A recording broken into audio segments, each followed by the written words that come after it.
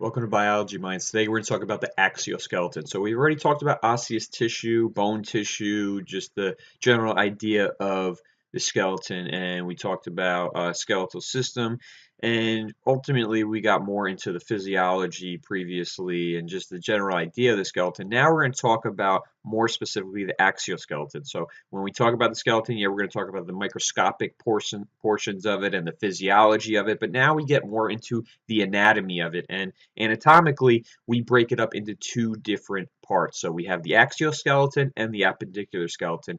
First, we'll talk about the axial skeleton, and then in another video, we'll talk about the appendicular skeleton. The axial skeleton, all right, structures of bones, articulates, contacts with other bones. There are going to be, on any bones, there's going to be landmarks or bony markings, areas of muscle and ligament attachment. So any process that we're going to talk about, that's going to be typically for muscles or ligaments to attach to, and then any canal or foramen that we're going to talk about, there are going to be openings for nerves and blood vessels to run through. So the axial skeleton is made up of 80 bones. The skull has 8 cranial bones and 14 facial bones of varying shapes and sizes. And then there's bones associated with the skull, where you have your 6 auditory ossicles, or your auditory or your listening bones, and then you also have the hyoid bone. There's 24 vertebrae, and then you have 24 ribs as well, and the sternum, and you have the sacrum and the coccyx. So here we see we have the skull, which is going to be broken up into facial bones and cranial bones. And you have auditory ossicles, which are hearing bones in our ears, or in the ear portion of the skull. And you have your hyoid bone, which sits in the neck, upper neck. You have your sternum right here. These are ribs on each side. You have your vertebrae running right from the bottom of the skull all the way down to your tailbone. And we typically break up this spine into different portions. So you have this cervical area, you have this thoracic area, you have this lumbar area, and then you have this sacral area and even the coccygeal area, which is like your tailbone. Functions of the axial skeleton is to attach the muscles of the head, neck, and trunk, and it stabilizes parts of the appendicular skeleton, which we're going to talk about next time. So it is important to make sure that we're upright, make sure it holds our head up, holds our neck up, keep us standing or sitting upright. But it's also important as a core for holding our appendicular skeleton together. So the skull, it's going to protect the brain. It's an entrance for the respiratory system, the digestive system, for breathing, for eating. It contains 22 bones. We have our facial skull bones, and we have our cranial skull bones, and then we also have the associated bones, our hyoid bone and our auditory ossicles. So major bones of the skull, we talk about the parietal bone right here, okay, parietal bone, frontal bone, and we have our occipital bone right here. This is our temporal bone. Our jaw is called our mandible. We have our upper jaw, which we call our maxilla. Okay, and this is our nasal bone. You have this blue right here, which is called the zygomatic bone. Okay, zygomatic bone. And we have this purple one, which is called the sphenoid bone. And there's right in here, there is a green one, which is called the ethmoid bone. And these are very tiny. These are the smallest bones in our body, even smaller than the bones in our wrists and our ankles. We're going to see that these are the smallest bones. These are very tiny. If you see in comparison to a fingernail, all right, they are even smaller than a fingernail. So these tiny bones are in our ears, and they help with us perceiving sound. Cranial bones are going to enclose the cranial cavity to protect the brain, give it a cavity to sit in, and its fluids, its blood vessels, its nerves, its membranes are all going to be within there. You have this parietal bone that we talk about. There's a left side and a right side that is divided by a sagittal suture. So if you remember when we talked about breaking up the body into different planes, we broke it into the mid-sagittal plane where it broke us right down the center. And when it broke us right down the center, we called that the mid-sagittal plane. So now we call this the sagittal suture. So there is a rhyme and reason to the way that we name things. This is the left parietal bone, right parietal bone. Remember, this is based on the patient, not how what you see when you look at the patient. Occipital bone is back here. All right. The reason we call it the occipital bone is because if you go in here, then this is the occipital region of the brain. So once again, rhyme or reason. Temporal bone is this one on the side. You have your mastoid process, styloid process. So these processes, these are part of attachment for muscles. Okay, without this styloid process, we wouldn't be able to talk. This process holds or is a point of attachment for many of the muscles for our voice box, our larynx, as well as for our tongue. So when you see these processes, these are for points of attachment for muscles. When you see any hole, canal, foramen, those are passageways for usually blood vessels and nerves. You have this occipital protuberance, right? Sometimes called external occipital protuberance. If you feel the back of your head, you can actually feel a bump on the back of your head. Females, it's not as prominent, so you might not feel it as well, but in men, you feel it. It's very prominent, and that occipital protuberance that you feel on your head, that's this part of the bone, right? So there's nothing in there. There's not like a muscle in there that's built up or anything like that. That's actually you're feeling bone, and that is on everyone. It's not because you hit your head or anything like that. That is the external occipital protuberance that you're going to feel more so on men, but it is also there on females as well.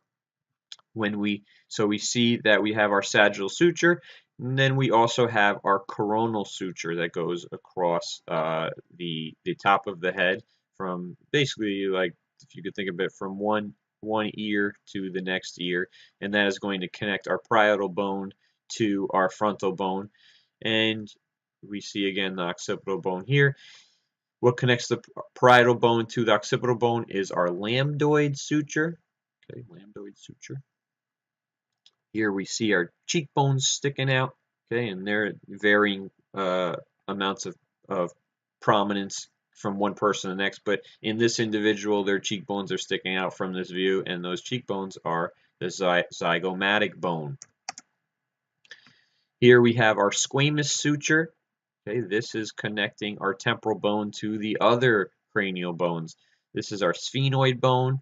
Once again, if you look in here, this is a smaller bone. This is the ethmoid bone. We even have, just from it, you're not really going to see this too often, but from this angle, you see this very small lacrimal bone where our tear ducts sit. Okay, so this is where our tear ducts sit. And we have our frontal bone again. We have our nasal bone. This is our maxilla, our mandible. You have little holes here. So we have our mental protuberance. That is the bony part of our chin. We have mental foramen where we're going to have blood vessels and nerves running through. So keep in mind that we have nerves and blood vessels running through our entire body so that we have a sense of touch, we have feelings, we're sending information back to our brain through the nerves, and we're also have a means for circulation. We have our blood vessels so that we can get nutrients and oxygen to all the cells of the body. So we like to think of this skull as an enclosure that kind of keeps everything safe in that skull, but we do have to have these openings, these tunnels, these canals, these foramen that are going to allow blood vessels and nerves to go through.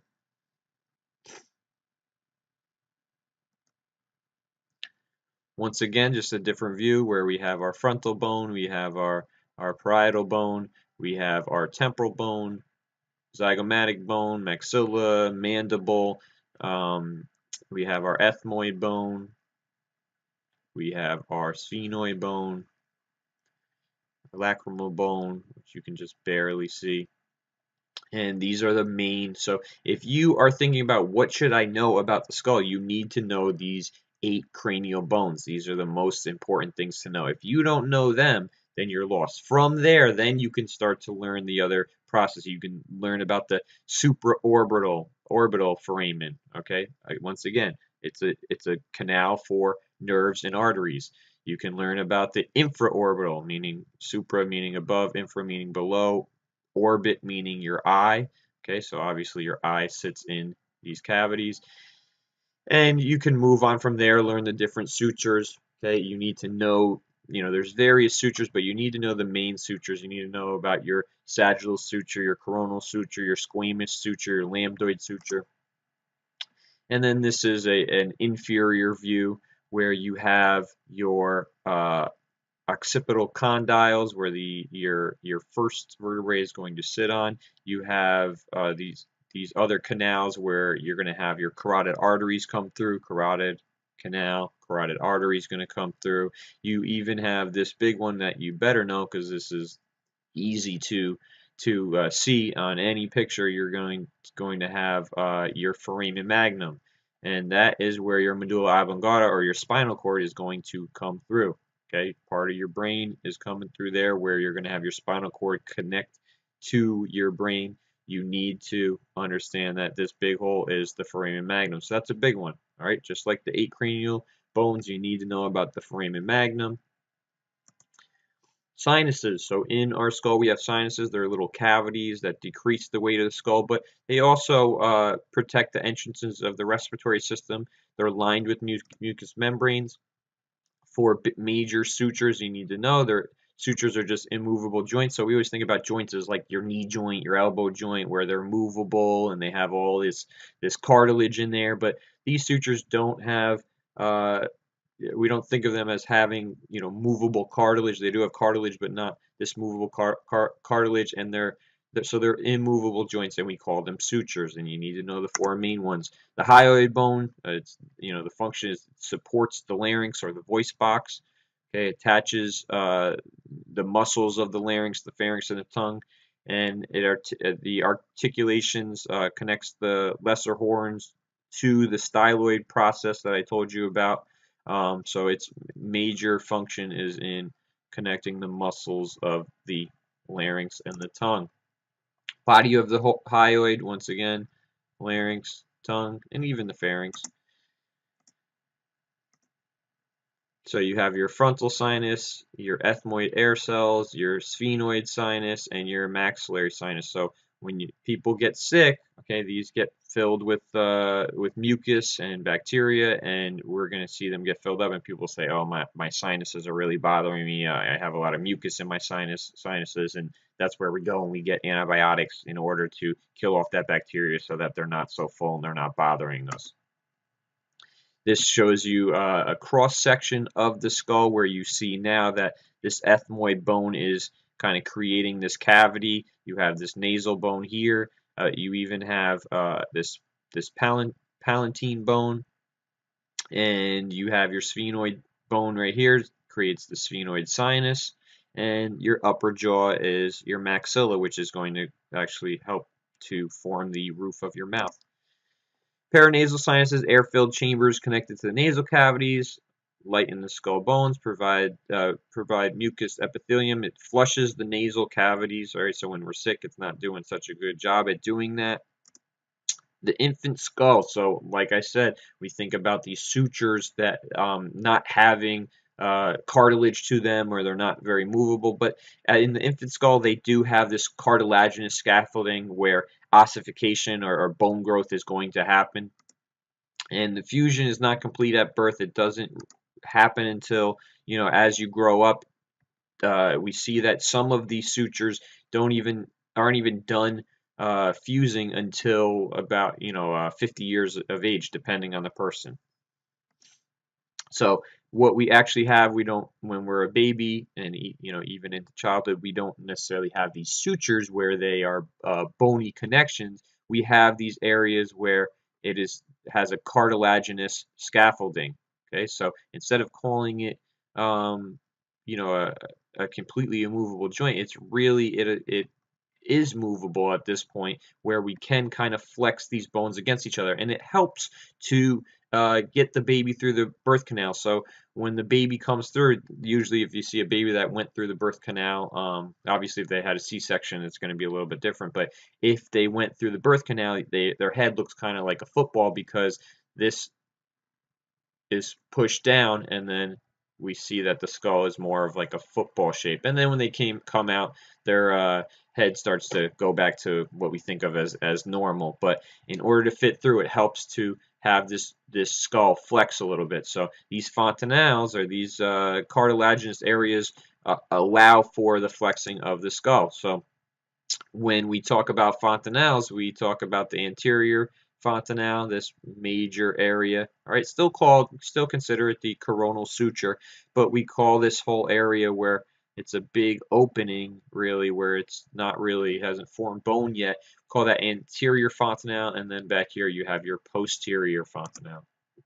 The vertebrae, vertebral column, we have 26 bones, 24 vertebrae, and then you have the sacrum, which is like this portion of fused vertebrae, and then you have the coccyx, which is another area of fused vertebrae. Here we have the different regions. You have 7 cervical vertebrae or neck vertebrae. Thoracic region, you have 12 vertebrae. The lumbar region, you have 5 vertebrae, and then you have the sacral region, and you have the coccygeal or the coccyx region. The neck it has 7 cervical, like I said, 12 thoracic, which are going to be there to connect or articulate with bones or with rib bones. And then you have the lower 5 lumbar vertebrae, and then sacrum and the coccyx. There are different abnormalities in the spine that you can either be born with or grow into or end up with. But one of them is kyphosis, where you're going to kind of hunch forward. Okay, this puts a lot of pressure on the rest of your back, puts a lot of pressure on your neck because your head is now outwards and is pressing down on your neck. You also have lordosis, where it's kind of the opposite, where the top part of your back is going this way, the front of the bottom of your spine or of your back is going that way, and you're kind of leaning back. It's abnormal in most people. They say it's normal in pregnant women. So here they show you a picture of a pregnant woman. They're naturally going to kind of push the top of their back this way and push the bottom forward in order to balance. So perfectly normal in a pregnant woman. If you see a person where they have this kind of stance or this posture, it's abnormal, we'll say. And then you have scoliosis, which we're all very familiar with. It doesn't have to do with going forward or going backwards, leaning forward, leaning backwards, posture in that way. It's really a left or right thing. So you can have scoliosis going this way, you can have scoliosis going that way, you can have this curvature down here, you can have the curvature up here, you can have curvature up here. So it depends on which person, but this is just a general idea of scoliosis. So, you know, this also leads to a lot of back problems and other issues. So we check for this in elementary school, where the nurse calls you and you have to get checked for scoliosis just to see. Some people, they grow out of it, so then other people have really bad scoliosis. Someone like this, a lot of times they're going to have them go for surgery in order to realign the spine. This is just a general idea of a vertebrae. The different vertebrae in the different regions are different from one another, but this is just a typical, we'll call it a typical vertebrae, where you have this vertebral arch right here. You have your pedicle. This is our transverse process, articular processes, and then you have the body of the vertebrae, or the vertebral body. Okay, this part right here is called the spinous process. That's what you kind of feel, skinnier people, you feel that on your spine. That is the spinous process, and then you have the wings that come off, which are called a transverse process. Intervertebral foramina or foramen, gaps between pedicles of adjacent vertebrae for nerve connections to the spinal cord. So there's that little gap, so that from the spinal cord you can have nerves coming off of them. The vertebral canal forms the vertebral foramina, encloses the spinal cord, so that vertebrae, as much as we want it to be able to flex, it also has to protect that spinal cord. Intervertebral discs, those are the pads or the fibrocartilage in between each vertebrae that is going to help cushion one vertebrae to the next. And when we hear about people having a slip disc or a herniated disc, or someone has to have their vertebrae fused because their discs are so are so worn down, that's where we talk about the intervertebral discs. Those are the intervertebral discs that are made up of fibrocartilage.